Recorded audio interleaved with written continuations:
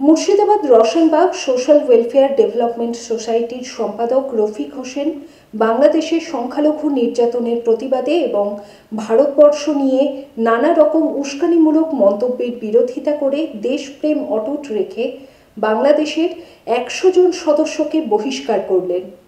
এই সংস্থাটি প্রায় 2 দশক ধরে মানব কল্যাণে বৃক্ষরোপণ, বাল্যবিবাহ রোধ বিষয়ক কাজ করে প্রশংসিত হয়েছে। সংস্থার সম্পাদক রফিক হোসেন বাংলাদেশে মৌলবাদীদের ভূমিকা এবং নারী নির্যাতন প্রসঙ্গেও তীব্র প্রতিবাদ করেন। কি বলেছেন তিনি আমরা দেখব। আজকে আমরা সাংবাদিক সম্মেলনে উপনীত হতে বাধ্য হয়েছি। আমরা আমাদের এই স্বেচ্ছাসেবী সংগঠন শুধু ভারতবর্ষব্যাপী নয়, গোটা বিশ্বব্যাপী আমরা বিভিন্ন জায়গায় এই স্বেচ্ছাসেবী সংগঠনের মাধ্যম দিয়ে সমাজ সেবামূলক কাজগুলো করে থাকি।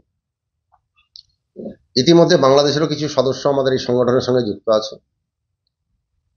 বাংলাদেশি তারা আমাদেরকে কিছু অনুদানও দেয়, কিন্তু ইতিমধ্যে বাংলাদেশে যে চরম একটা অবস্থা চলছে, তারপরে সেখানে বাংলাদেশে সংখ্যালঘুদের ওপর যে অত্যাচার তারা নামিয়ে নিয়ে এসছে, আমরা বিভিন্ন গণমাধ্যম, সংবাদ মাধ্যম, আপনাদের মতো সংবাদ মাধ্যমের এবং বিভিন্ন ফেসবুক, টুইটার ইত্যাদি ইত্যাদি থেকে আমরা যেটা দেখতে পাচ্ছি, সেটা আমাদের সংগঠনের পক্ষ থেকে, মানে এই স্বেচ্ছাসেবী সংগঠনের পক্ষ থেকে আমরা মনে করেছি এটা অবৈধ এবং অনৈতিক। ইতিমধ্যে আমরা বাংলাদেশের সকল সদস্য যারা এখানে আমাদের সঙ্গে যুক্ত ছিল তাদেরকে বহিষ্কারের সিদ্ধান্ত নেওয়া হয়েছে এবং তাদেরকে বহিষ্কারও করা হয়েছে। আর বাংলাদেশের সদস্যদের মাধ্যমে যেসব অনুদান আমরা পেতাম সেগুলো আমরা বর্জন করছি।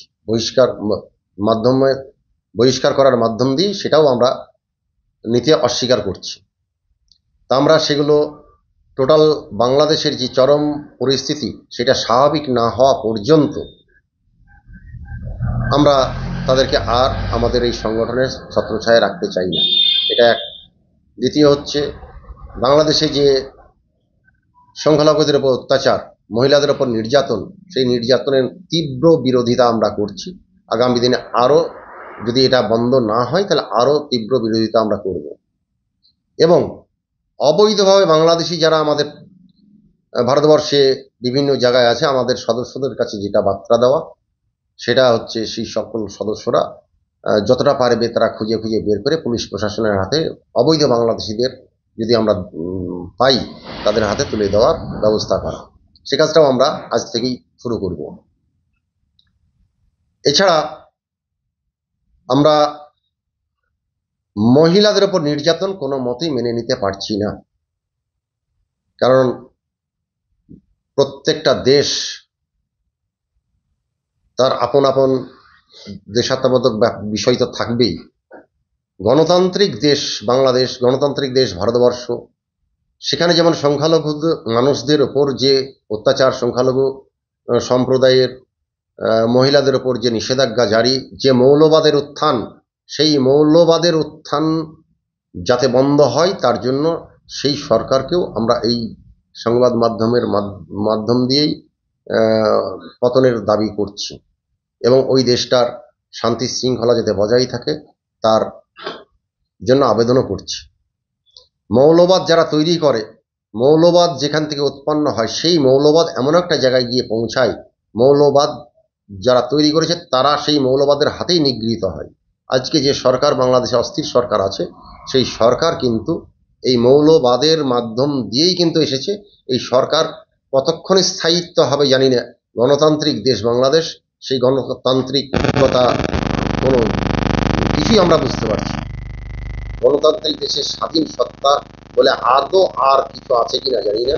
ইতিমধ্যে কলকাতা দখল করব, ইতিমধ্যে এর আগে শুনেছিলাম কুতুব মিনার দখল করে নিচ্ছে, ইতিমধ্যে তাজমহলের ভাগ নিয়ে নিচ্ছে, ইতিমধ্যে আমাদের কলকাতাকে 4 দিনের মধ্যে দখল করে নেব, এই সব বার্তা কিন্তু আমরা শুনতে পাচ্ছি মিডিয়ার মাধ্যম দিয়ে।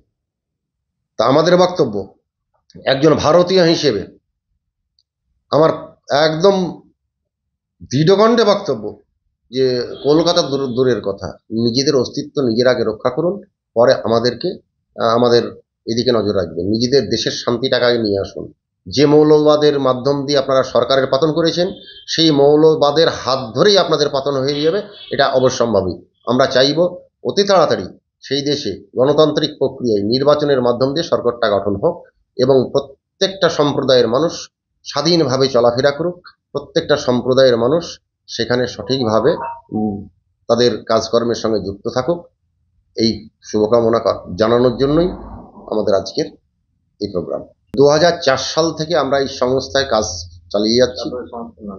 Murshidabad Roshanbagh social welfare development society. আপনারা কোন কাজগুলো করে থাকেন মূলত সমাজের জন্য? সমাজের যেগুলো ভালো কাজ, যেমন পৃথিবীর ভারসাম্য রক্ষার্থে আমরা বৃক্ষরোপণ, নারীদের ওপর বিশেষ করে সব রকম কাজগুলোই করি। নারী বাল্যবিবাহ থেকে শুরু করে এভরিথিং। আমরা পরিবেশগতভাবে যেগুলো সেগুলো করে থাকি। আমরা শিক্ষা, স্বাস্থ্য, এক কথায় সব রকম কাজই আমরা যুক্ত আছি। আপনার এই সংগঠনের সঙ্গে বাংলাদেশের কতজন যুক্ত ছিল আপনার সাথে? প্রায় শতাধিক সদস্য আমাদের সঙ্গে যুক্ত ছিল, তাদেরকে আমরা বহিষ্কার করেছি। কোনো সংখ্যালঘু সংখ্যাগুরুর কোনো ব্যাপার না, মানুষ মানুষ। আমরা মানবতার উপর বিশ্বাসী, আমরা মানবতার অধিকার নিয়ে চলি। প্রত্যেকটা মানুষ সমান, ছেলে মেয়ে সর্বত্র সমান। বাংলাদেশ হোক কিংবা সে বাংলাদেশ হোক, ভারত হোক, আমেরিকা হোক, ইরান হোক, ইরাক হোক, সৌদি আরব হোক, সেটা বড় ব্যাপার নয়। প্রত্যেকটা মানুষ মানুষ। আমাদের মূল বক্তব্য মানবতার ওপর আমাদেরকে চলা উচিত।